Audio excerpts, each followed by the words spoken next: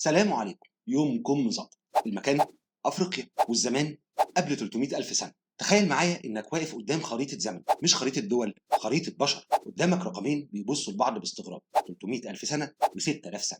واحد جاي من حفريات في جبل إرهود، والتاني جاي من سلاسل أنساب محسوبة بالورقة والقلم. واحد بيقول لك كانوا مجتمعات، والتاني بيقول لك كان في آدم. طب هما بيتخانقوا فعلا ولا احنا اللي حابين نعملهم ماتش كورة؟ ولو الهومو سيبينز عاشوا من مئات الآلاف من السنين، يبقى آدم فين في القصة دي؟ أول نوع ولا أول رسالة؟ هو الموضوع ده مهم. طب مسلي، صلوا بينا على النبي وتعالوا احكي.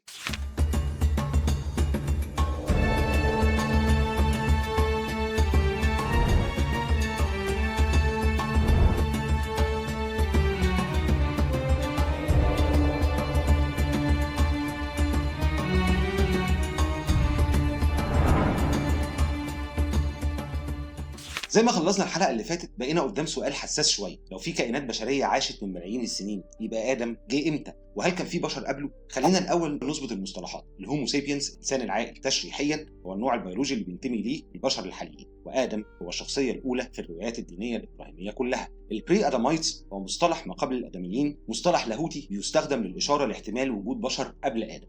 أول نقطة مهمة جدا جدا، التراث الإسلامي ما حددش إطار زمني واضح لخلق آدم. القرآن ما قالش من 6000 سنة ولا من 10000 سنة، الزمن مفتوح. الطرح القرآني مش مهتم بالتاريخ العددي، مهتم بالمعنى. على عكس كده في التقليد اليهودي والمسيحي الكلاسيكي، خصوصا في حسابات زي حسابات الأسقف الأيرلندي جيمس أشر في القرن ال17، تم تحديد خلق آدم بحوالي 4004 قبل الميلاد، يعني تقريبا من 6000 سنة. هنا ظهر أول تصادم مباشر مع العلم الحديث، لأن علم الحفريات والأنثروبولوجي بيقول إن الهومو سيبينز موجودين من مئات الآلاف من السنين، وأقدم حفريات مؤكدة لحد دلوقتي موجودة في موقع جبل إرهود في المغرب بتاريخ يقارب 300 ألف سنة. وخد بالك زي ما قلنا الحلقه اللي فاتت، ده اقدم اللي لقيناه لحد دلوقتي، مش اقدم اللي وجد فعلا. طيب بعيدا عن النصوص، امتى ظهر الانسان العاقل تشريحيا فعلا؟ وازاي نحدد ده علميا؟ خلينا نسيب اللاهوت لحظه ونرجع للطبقات الارضيه. من سبعينات القرن العشرين كنا فاكرين ان اقدم هومو سيبيان عمره حوالي 200 الف سنه بناء على حفريات اومو في اثيوبيا، وبعدين في 2017 اكتشافات جبل إرهود في المغرب رجعت الرقم لحوالي 300 ألف سنة. وده مهم جدا، لأن كل شوية الخط الزمني بيتزحزح. اللي كنا فاكرينه بداية طلع أقدم المكتشف حتى الآن.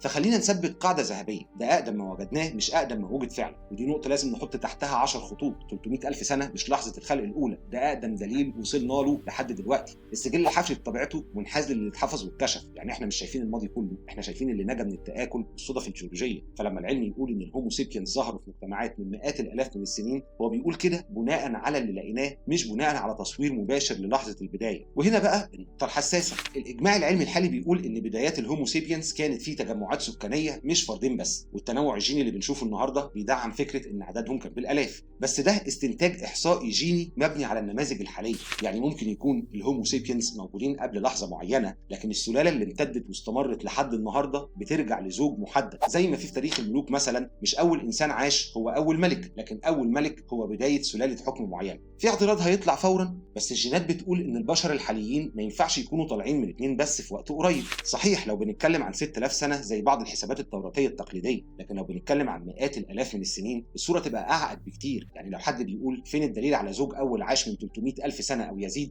الرد العلمي البارد فين الدليل إنه ما عاش؟ النماذج الجينية نفسها فيها افتراضات عن معدلات الطفرات والهجرة والانقراضات المحلية، والأرقام بتتحدث كل مدى فتتحسن. فاكرين لما كنا فاكرين إن عمرنا 200 ألف سنة بس وبعدين بقى 300 ألف سنة؟ مين يضمن إن الرقم ده ما يتحركش تاني؟ العلم مش بيقول ده مستحيل، هو بيقول ده النموذج الأفضل بناء على البيانات الحالية. وخلينا نسأل السؤال بصراحة، هل وجود مجتمعات هومو سيبينز من 300 ألف سنة يمنع إن المجتمعات اللي نعرفها من 100 ألف سنة أو أقل تكون نتيجة انتشار نسل زوج معين؟ مش بالضرورة. احنا بنتكلم عن زمن طويل جدا، مئات الآلاف من السنين كافية إن نسل زوج معين ينتشر ويختلط ويغلب ديموغرافيا. زي ما سلالة واحدة في قبيلة قديمة ممكن تبقى هي السلالة السائدة بعد آلاف السنين. المهم هنا إننا ما نقعش في فخ إننا نقول إن العلم قال مجتمعات يبقى خلاص مفيش أي احتمال تاني، وفخ إننا نتجاهل المعطيات العلمية ونقول لأ اتنين بس وخلاص. الواقع أعقد من كده. السؤال الحقيقي مش بس امتى ظهر الهومو سيبينز، السؤال الأعمق هو هل كل هومو سيبينز يعتبر إنسان بالمعنى اللي بيتكلم عنه النص، ولا في فرق بين كائن حي بعقل متطور وكائن واعي مكلف أخلاقيا؟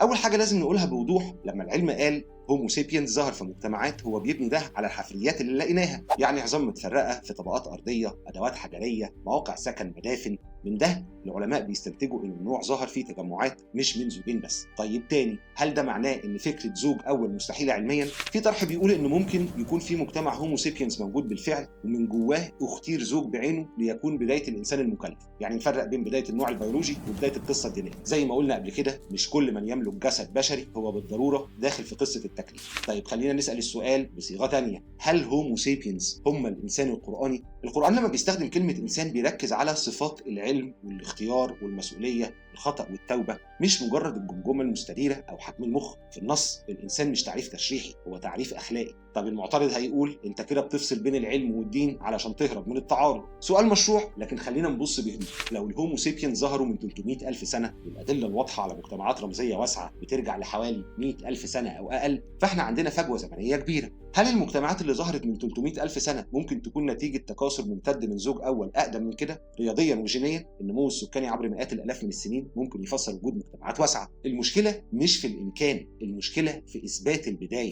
والعلم بطبيعته ما يقدرش يرجع لأول زوج محدد إلا لو سابوا بصمة مادية واضحة، وده شبه مستحيل بعد مئات الآلاف من السنين. وخليني أقولها بخفة دم شوية، إحنا بنختلف على أول زوج عاش من مئات الآلاف من السنين، في حين إننا أحيانا مش عارفين نوثق شجرة عيلتنا ل4 أجيال ورا. ففكرة إننا نمتلك صورة كاملة لبداية البشرية طموح شويتين. لكن خلينا نكون عادلين برضو، في تيار تاني بيقول ليه أصلا نصر إن الإنسان القرآني لازم يطابق الهومو سيبينز؟ ممكن النص بيتكلم عن لحظة ظهور الوعي الأخلاقي مش عن اللحظة البيولوجية. يعني ممكن الهومو سيبينز يكونوا موجودين، لكن الإنسان بالمعنى النصي بيبدأ مع لحظة التكليف. خد بالك، من أول لحظة عندنا مستويين، مستوى وصف الجسد ومستوى وصف وظيفة ورسالة. كلمة إنسان في العربية مرتبطة بجذر فيه معاني الأنس والظهور وأحيانا النسيان. يعني من البداية الكلمة مش مجرد وصف بيولوجي، دي كلمة محملة بدلالات نفسية وأخلاقية. وبشر بتيجي غالبا لما النص يركز على الجسد، إنما أنا بشر مثلكم. يبقى عندنا تفرقة لغوية، البشر كيان جسدي والإنسان كيان واعي مدرك. في النص القرآني الإنسان مرتبط ب3 لحظات محورية: الخلق الخاص، نفخ الروح، التكليف، الاستخلاف. السؤال هنا، هل أي كائن يمشي على رجلين وعنده مخ كبير يبقى داخل التعريف ده، ولا التعريف ده مش بيبدأ عند الجمجمة لكن عند النفخة؟ في رأي بيقول الإنسان القرآني بيبدأ لحظة التكليف مش لحظة التكوين البيولوجي. يعني ممكن يكون فيه هومو سيبينز كنوع، لكن الإنسان بالمعنى النصي بيبدأ بآدم. لكن هنا المعترض يقول لك طب ما القرآن بيستخدم كلمة بشر وإنسان أحيانا بالتبادل، يبقى ليه التفريق ده؟ رد الرأي الأول، اللغة العربية واسعة والسياق هو اللي يحدد المقصود، مش كل استعمال يبقى تعريف فلسفي دقيق. العلم بقى بسيط جدا في تعريف، لو عندك جمجمة مستديرة ودقن واضح ودي ان ايه ضمن نطاق الهومو سيبينز، يبقى مبروك انت هومو سيبينز. العلم ما عندوش جهاز يقيس الروح ولا يعرف يحدد لحظة التكليف، يعني العلم بيتعامل مع الإنسان كمادة بيولوجية مش ككائن مكلف. طب من الآخر، هل نقدر نقول ان الهومو سيبين هو الإنسان القرآني؟ في 3 مواقف رئيسية. الموقف التطابقي، وده الأقوى بصراحة، بيقول ان الاثنين واحد، أول هومو سيبين هو آدم نفسه، وأي تاريخ قبل كده إما خطأ في التقدير بناء على هوامش الخطأ في طرق قياس العمر، أو أنواع مختلفة مش بشر. الميزة المعادلة واضحة وبسيطة. وفي الموقف الفاصل بيقول الهومو سيبينز نوع بيولوجي، لكن الإنسان بيبدأ مع النفخة والتكليف. الميزة بيفصل بين المجالين بوضوح. المشكلة بيفتح سؤال، طب الكائن اللي كان قبل التكليف ده كان إيه وضعه بالظبط؟ استناني الحلقة الجاية أقول لك رد السؤال ده. وثالث موقف هو الموقف الرمزي، بيقول إن قصة آدم نفسها ليها أبعاد رمزية تتجاوز القراءة الحرفية. الميزة مرونة كبيرة في التفسير، والمشكلة يصطدم بقراءات تقليدية شايفة إن الحدث تاريخي حرفي. الخلاصة، العلم بيعرف الإنسان كنوع، واللغة بتديله أبعاد نفسية وأخلاقية، والنص بيربطه بالروح والتكليف. يمكن المشكلة مش في التعريفات، المشكلة إننا بنحاول نخلي تعريف واحد يبلع التاني. بس هنا بقى أخطر حاجة، لو كان السلوك الرمزي زي الدفن والزينة والفن موجود من زمان، يبقى ده معناه إيه؟ هل الرمزية دليل على الروح ولا مجرد تطور معرفي؟ نعرف الأول المصطلحات علشان ما نلخبطش الدنيا. السيمبوليك بيهيفير، السلوك الرمزي، دي أفعال بتدل على معنى غير مباشر زي الزينة والفن والدفن بطقوس. الريتوال بارير، دفن الطقسي، دفن الميت بطريقة منظمة أحيانا مع أدوات أو زينة. والكوجنيتيف كاباسيتي، القدرة الإدراكية، ده مستوى التفكير والتجريد وفهم الرموز. والتكليف هو المسؤولية الأخلاقية والدينية. خد بالك، السلوك الرمزي ما بيساويش التكليف تلقائيا. أولا، الأدلة الأثرية من حوالي 100,000 سنة في أفريقيا نلاقي خرز مصنوع من أصداف بحرية اتلبس كزينة. من حوالي 70,000 سنة نقوش على مغرة حمراء في جنوب أفريقيا. ومن حوالي 40 ل 60,000 سنة في أوروبا وآسيا دفن منتظم أحيانا مع أدوات أو صبغة حمراء. حتى النياندرتال اللي انقرضوا قبل حوالي 40,000 سنة عندهم أدلة على دفن الموتى ويمكن استخدام زينة كمان. طب دي إيه؟ مجرد آكل واشرب واهرب من الأسد، ولا دي إشارات إن في معنى، في تجريد، في إدراك لرمزية؟ في رأي بيقول إنه أول ما يظهر سلوك رمزي يبقى إحنا دخلنا في منطقة الإنسان الكامل. لان الرمز معناه انك قادر تفكر في شيء غايب او معنى غير مادي، ودي قفزه واضحه. ولو ادم موجود من اكتر من 300 الف سنه، يبقى اي اثر عمره 100 الف سنه هو اثر متاخر جدا في الخط الزمني، يعني مش بدايه الانسان، ده فصل متاخر من القصه. طيب المعترض هيقول بس في سلوكيات بدائيه عند انواع اقدم زي النياندرتال، وفي نقاش حوالين رمزيه محتمله عندهم. صحيح، في دلائل النياندرتالز قبل حوالي 60 و70 الف سنه استخدموا الاصباغ ودفنوا موتاهم، لكن السؤال هل كل سلوك رمزي هو تكليف اخلاقي؟ الغراب بيدفن احيانا والفيل بيحزن على الميتين، ده سلوك معقد بس مش دليل على مسؤوليه تشريعيه. الفرق بين رمزيه بدائيه ووعي اخلاقي تكليفي كبير جدا. وخلينا نرجع خطوه لورا، مصطلح ما قبل ادم احيانا بيتفهم غلط. احنا لما بنقول ما قبل ادم مش بنقصد الهومو سيبينز. لو تبنينا ان ادم اقدم من 300 الف سنه، يبقى الهومو سيبينز نفسهم جزء من نسل ادم. اما ما قبل ادم فعليا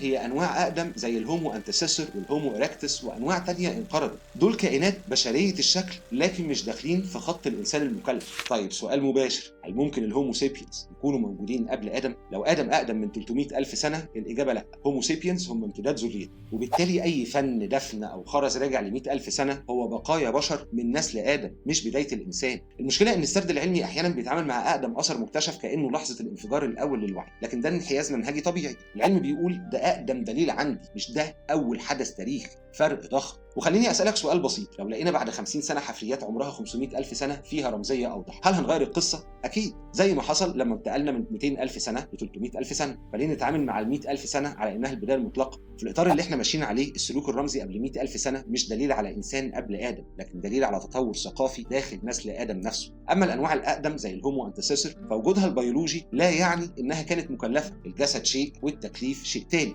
وهنا بقى نوصل للنقطه المفصليه، لو ادم مش مجرد حلقه تطوريه لكن خلق خاص واصطفاء مميز، يبقى لازم نفهم ايه معنى الخلق الخاص اصلا. وهنا لازم نرجع للنص مباشره، مش للتاويلات، مش للفلسفه، لكن للايات نفسها. وده هيكون موضوع حلقتنا الجايه. وبكده نكون وصلنا لنهايه حلقتنا النهارده. يا رب تكونوا اتسليتوا واستفدتوا. لو عجبكم الفيديو انزلوا تحت الفيديو ودوسوا على كل الزراير اللي يقدركم عليها ربنا ما عدا الديسلايك، وكمان خدوا لفه في المصادر وقولوا لي لو من خلال قرايتكم وصلتم لمعلومه او وجهه نظر مختلفه. اما بقى لو حابين تتعمقوا اكتر بس مش لدرجه المصادر يعني، ممكن تشتروا الكتاب اللي عملناه عن موضوع الحلقه دي والحلقه اللي فاتت والحلقات اللي جايه. استنوني اجيب لكم رابط الكتاب مليان تفاصيل ومعلومات اكتر حبتين من اللي فات. ده مش كلامي، واشوفكم في الحلقه الجايه ان شاء الله. سلام.